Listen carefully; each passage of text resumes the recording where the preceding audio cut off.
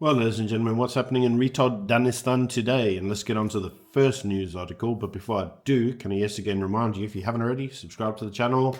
And if you'd like to support the work that I do here, you're welcome to buy me a coffee. The link is in the description box below.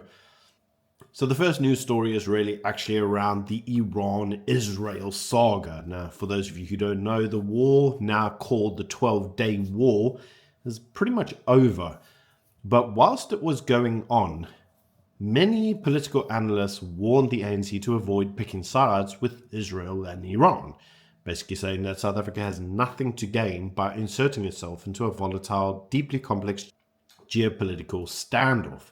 But you see, the problem is that many of these political analysts fail to understand that the ANC is deeply embedded into the whole Iranian situation because allegedly Iran is paying their bills.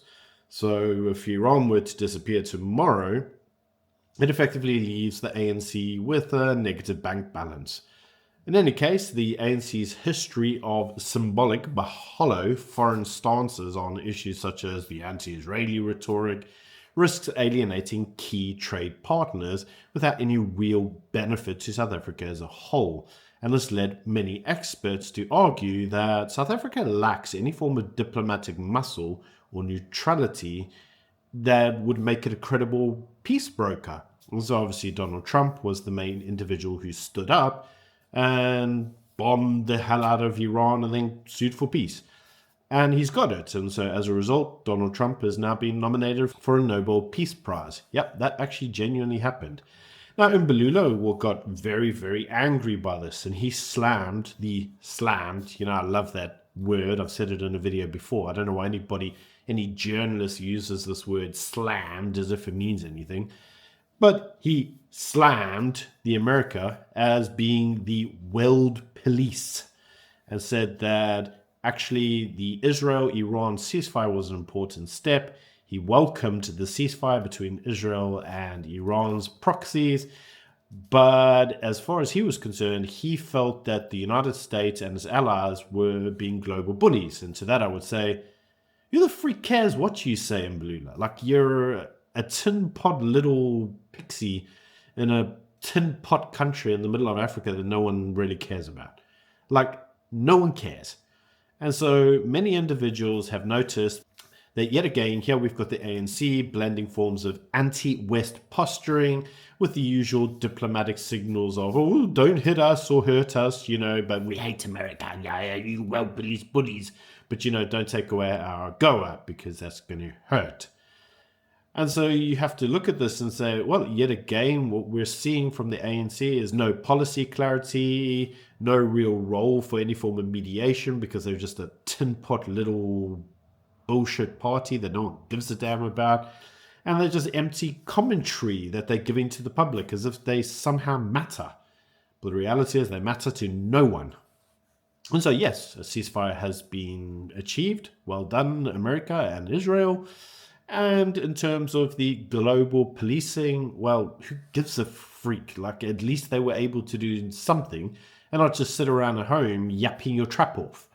Now, what this has also led to is that Iran itself has said that, they were never actually seeking nuclear weapons. They said that they didn't want them.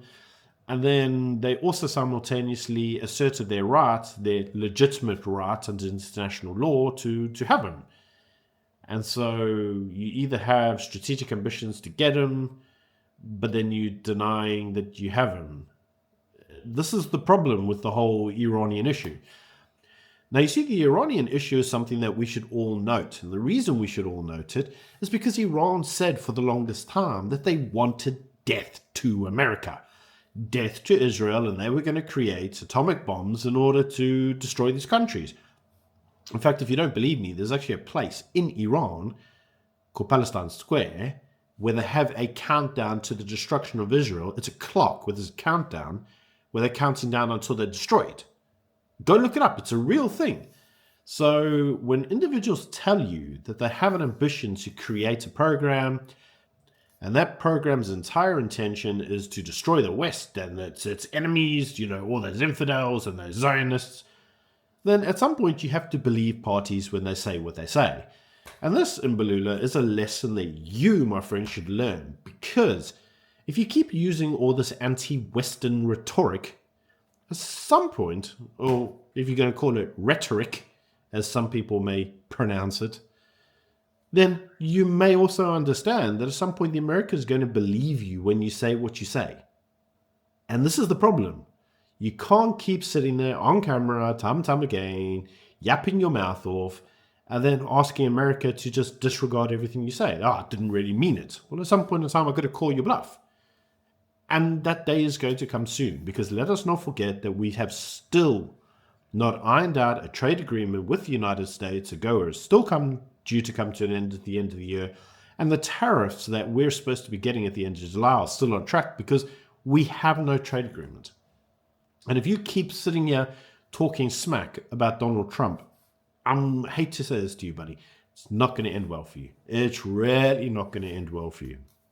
So why is this also a really important story for South Africa? This is actually the news story that South Africa has dramatically shifted oil imports away from Saudi Arabia.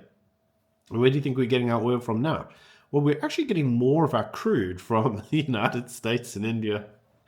You can't make this stuff up. And so we've got this new strategic realignment to get some of our oil from the US, because apparently we get better pricing from the US. It gives us reduced reliance on the Middle East, which, as you know, is volatile. And India's growing refinery capabilities and willingness to trade on favorable terms is really very good for South Africa.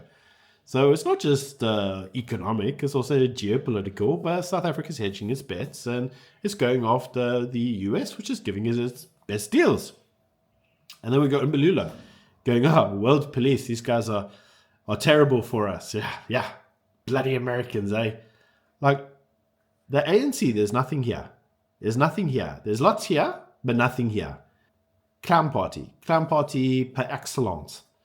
In any case, the Ramaphosa was asked in Parliament the other day whether or not he was breaking the law for Starlink. And for those of you who don't recall, Starlink is due to supposedly get a license in South Africa, although the current news is they still actually haven't applied, even though they've now clamped down on all the local and international roaming packages, so you can't actually use Starlink in South Africa anymore.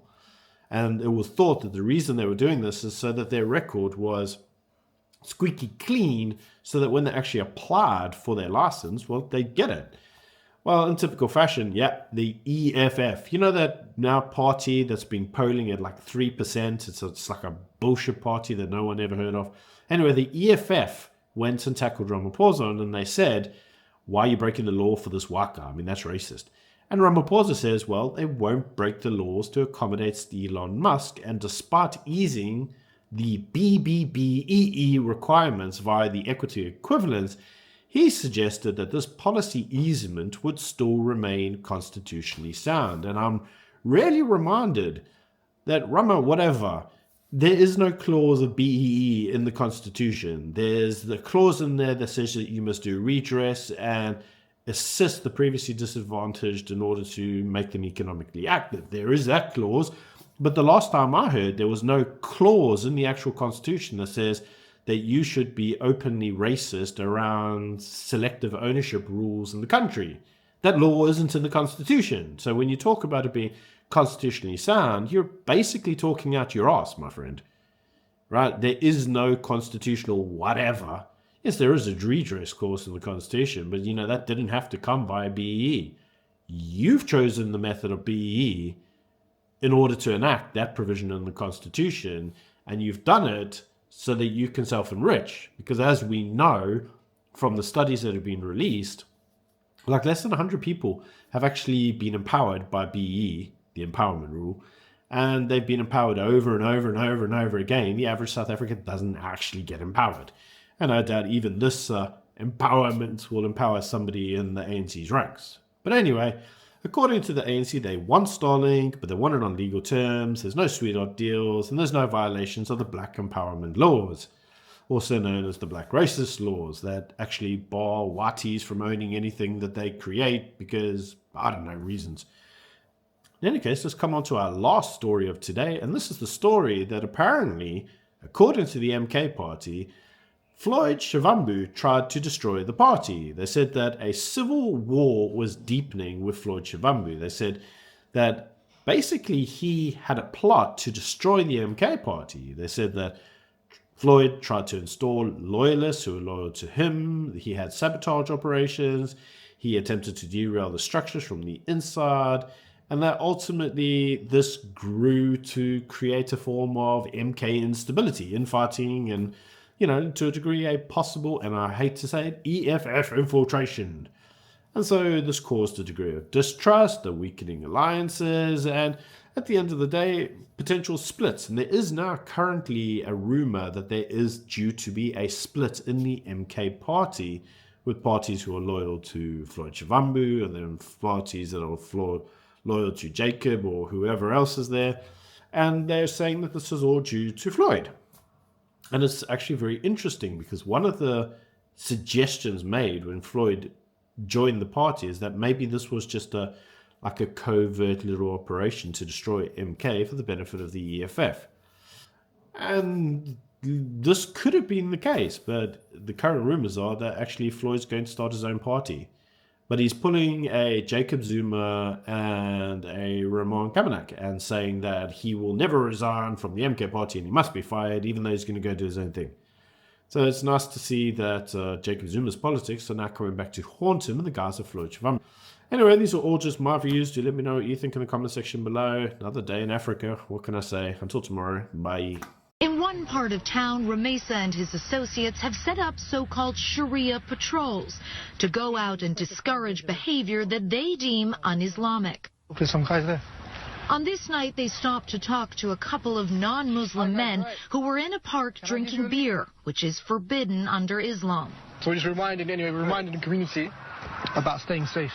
And in this area, there's a lot of gambling that goes on, a lot of alcohol drinking, and it leads to a lot of problems.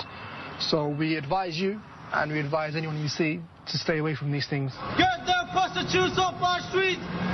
But the patrols are not always so friendly. Online clips give a very different picture. A woman in a short skirt is abused. Vigilante. To not dress like that in Muslim area. We don't care if you're appalled at all. Muslim patrols. It's Great Britain. This we don't care. It's not so Great Britain. You need to get out of it. A man the patrol thinks is gay is insulted. Get out of here quicker then. You're dirty, mate. You're gay, mate. Get out of here, mate. In the night time, it turns into a very ugly place like many of the... Walking through London with Ramesa, you experience an alternate reality where there is no compromise and all conversations are one-sided. Ultimately, I want to see every single woman in this country covered from head to toe. I want to see the hand of the thief cut. I want to see adulterers stoned to death. I want to see Sharia law in Europe, and I want to see it in America as well. I believe our patrols are a means to an end. The only thing I would say is that in America and in the United Kingdom, democracy, backwards one, but it's a system that allows the people to choose what they want and allows people freedom. So why can't I choose Sharia? When in Rome, overthrow Caesar, implement the Sharia. In your home, you can do whatever you want. But what about in the public? Why can't I tell you to cover up? Am I free to say that? Because it would be outrageous. So where's my freedom? Where's my freedom? You can say it to me, but okay, so cover up. Wear the hijab.